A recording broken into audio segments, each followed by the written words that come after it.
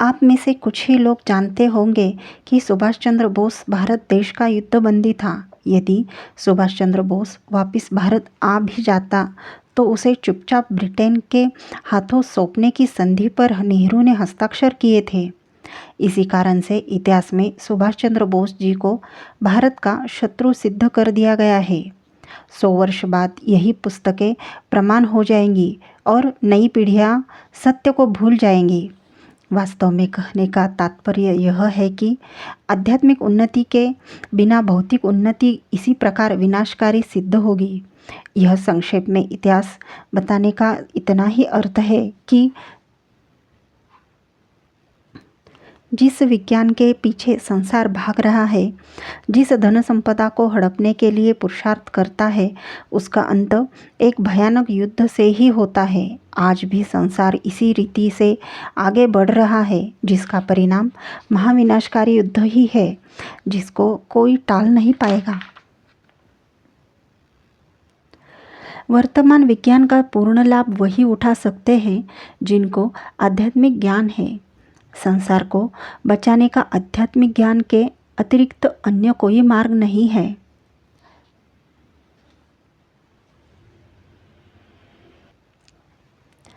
पाँच 5156 वर्ष पूर्व महाभारत का इतिहास की इस रोचक व ज्ञानवर्धक सत्य घटना से एक बात स्पष्ट है कि दूसरे विश्व युद्ध में तकनीक स्थानांतरण जर्मनी से मित्र देशों में हुआ।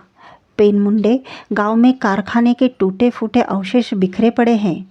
कल्पना कीजिए कि यदि द्वितीय विश्व युद्ध में जर्मनी की भांति सभी सम्मिलित हो देशों का विनाश हो जाता अथवा बहुत बड़ा परमाणु युद्ध हो जाता तो सभी देशों के वैज्ञानिक व रिसर्च करने वाले स्थान कारखाने सबसे पहले नष्ट होते और संसार पुनः अंधकार में चला जाता।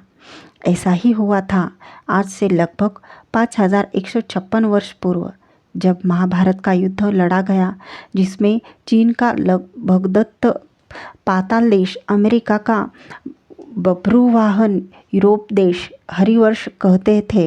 हरि संस्कृत में बंदर को भी कहते हैं, अर्थात बंदर जैसी आँखों वाले। यूरोप देश का विड़ालाक्ष यूनान व ईरान का शल्य, कांधार आदि अनेकों बड़ी ताकतों ने हिस्सा लिया था। महाभारत में अर्जुन का विवाह अमेरिका के राजा की कन्या उलोपी से हुआ था। दुर्भाग्य से उस युद्ध में महाविनाश हुआ। जो कुछ विद्वान शिल्पी बचे थे, उनकी आयु तकनीक को दोबारा खड़ा करने के लिए साधन संसाधन जुटाने में ही निकल गई। परिणाम स्वरूप आने वाली पीढ़ियां अंधकार में चली गई। साहित्य, ग्रंथ आदि सब नष्ट हो गया था। जो कुछ बचा था उसको समझाने व समझने वाला कोई बचा न था। बाद में विदेशी आक्रांताओं ने भी हमारे अमूल्य पुस्तकों व पुस्तकालयों को नष्ट किया। नालंदा के पुस्तकालय में जब मुसलमानों ने आग लगाई तो 6 माह तक धुआं उठता रहा। इतना साहित्य नष्ट हो गया। इतना सब होने पर भी ज्ञान विज्ञान भारत से यूनान, वहाँ से अरब और यूरोप तक पहुँचा। इस विषय पर विस्तार से आगे पढ़ेंगे। फ्रांसुआ बर्नियर कहता है कि हमें प्रयत्न करने पर भी वेद प्राप्त नहीं हुए, क्योंकि भारतवासी वेदों को छुपा कर रखते हैं कि कहीं मुसलमान के हाथ पड़ गए तो वो जला न देवे। जर्मनी के विज्ञान का मूल स्रोत। जिस प्रकार विज्ञान को अपना बनाने की प्रतिस्पर्धा चली आ रही है, वैसे ही आर्य शब्द को भी अपना बनाने की प्रतिस्पर्धा चली आ रही है। इतिहास के सबसे प्राचीन ग्रंथों और ताड़पत्रों में आर्य शब्द अच्छे, सभ्य, सज्जन, परोपकारी, वैज्ञानिक और मानवीय गुण से संपन्न लोगों के लिए आया है।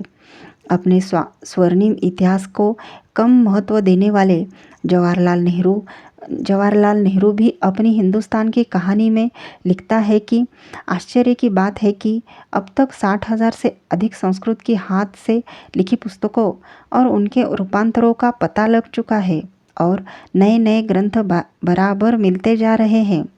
हिंदुस्तान की बहुत सी पुरानी पुस्तकें अब तक यहाँ मिली ही नहीं है, जबकि उनको अनुवाद चीनी और तिब्बती भाषा में मिले हैं। विचार करें कि वे सब ग्रंथ आज कहाँ गए। जिन्होंने हमें गुलाम बनाया था वो सब अमूल्य ग्रंथों को अपने देश ले गए। नेहरू ने कभी इस बौद्धिक संपदा को पुनः पाने के लिए ब्रिटेन से चर्चा भी नहीं की। जो लोग तमिल आदि वन्य भाषाओं को संस्कृत से प्राचीन मानते हैं, उनको 60,000 हस्तलिखित संस्कृत ग्रंथों का नाम सुनकर ही मूर्छा आ गई होगी। विचार कीजिए, हजारों लाखों वर्ष पूर्व के प्राचीन ग्रंथों में आर्यों और उनकी विज्ञान के विषय में ना जाने कितनी गूढ़ बातें भरी होंगी। यही कारण है कि यूरोप के देश और इतिहासकार अपने को आर्य की संतान कहते हैं और इसके लिए एक शब्द इतिहासकारों ने निकाला, अर्थात आर्य परिवार या यूँ कहे इंडो यूरोपियन। इन यूरोपियन इतिहासकारों ने स्वयं को आर्य कहना तो प्रारंभ कर दिया, किंतु आर्य शब्द की व्याख्या गलत कर बैठे। आर्य जन्म से नहीं कर्म से होता है, किंतु इन्होंने आर्य शब्द की महानता को देखते हुए आर्य शब्द से रंग रूप जाति आदि जोड़ दी। जैसे जो लंबे सुंदर गोरे लोग होते हैं वही आर्य होते हैं, इसी प्रकार सभी इतिहासकारों ने अपने अपने देश के लोगों की आकृति के अनुसार आर्य शब्द का अर्थ लगा लिया। विज्ञान की प्रतिस्पर्धा की भांति आर्य शब्द की प्रतिस्पर्धा भी विनाशकारी सिद्ध हुई। होना ये चाहिए था कि जहाँ से यह आर्य शब्द निकला है, अर्थात वेदों से, तो उन वेदों के जानकार लोगों से आर्य शब्द की व्याख्या करवानी चाहिए थी, किंतु स्वार्थ में अंधे लोग विनाश करने पर तुले रहते हैं। हुआ ये कि हिटलर जैसे साधारण सैनिक ने जेल में तथा बाहर भी प्राचीन उपलब्ध इतिहास की सैकड़ों पुस्तकें पढ़ डाली। वहीं से उसके विचार दृढ़ होते गए कि केवल श्रेष्ठ और मानवतावादी लोगों को ही संसार में जीने का अधिकार है, दूसरों को अपमानित करके लूटने वालों को नहीं। वैसे हिटलर का मानना कुछ गलत नहीं था कि श्रेष्ठ लोगों को ही जीने का अधिकार होना चाहिए, किंतु उसका श्रेष्ठता का पैमाना उसी गलत यूरोप के इतिहास पर आधारित था। हिटलर नहीं जानता था कि जन्म से सभी मनुष्य साधारण होते हैं, फिर अच्छे कर्म करने वाले आर्य और बुरे कर्म करने वाले दस्यु होते हैं। आर्य का संबंध किसी एक देश, सभ्यता अथवा जाति से नहीं होता है। हिटलर ने श्रेष्ठ मानव जाति बनाने के लिए अनेक प्रयोग किए जो निश्चित रूप से अव्यवस्थित, बिना किसी योजना के थे, और जर्मनी के सारे साधन संसाधन सेना और युद्ध पर लगने के कारण वे सब प्रयोग असफल हो गए, क्योंकि अधिकांश स्थानों पर रखे हुए लोग बिना ध्यान दिए मर रहे थे। कोई भी बुद्धिमान आसानी से समझ सकता है कि एक लेखक की लेखनी में कितनी ताकत होती है कि वह लाखों लोगों की मौत का कारण भी बन सकती है और लाखों को जीवन दान देने वाली भी सिद्ध हो सकती है। हिटलर को पापी कहने वालों ने कभी उन इतिहासकारों का विश्लेषण क्यों नहीं किया जिन्होंने आर्य शब्द की गलत व्याख्या की थी और जिनका साहित्य पढ़कर हिटलर को गलत ज्ञान हुआ था। संसार के प्राचीन साहित्य में आर्य शब्द की महानता देखकर यूरोप वालों ने भारतीयों से यह आर्य शब्द छीनने के लिए इतिहास को तोड़ा मरोड़ा, किंतु हिटलर ने कुछ ही वर्षों में सबकी बुद्धि ठिकाने लगा दी। द्वितीय विश्व युद्ध समाप्त होने के बाद मित्र देशों ने हारे हुए देशों के लोगों से कोई दुर्व्यवहार नहीं किया था। इस बार सबको पता चल गया था कि लोगों को सताना ठीक नहीं है, अन्यथा पुनः पुनः हिटलर आते रहेंगे।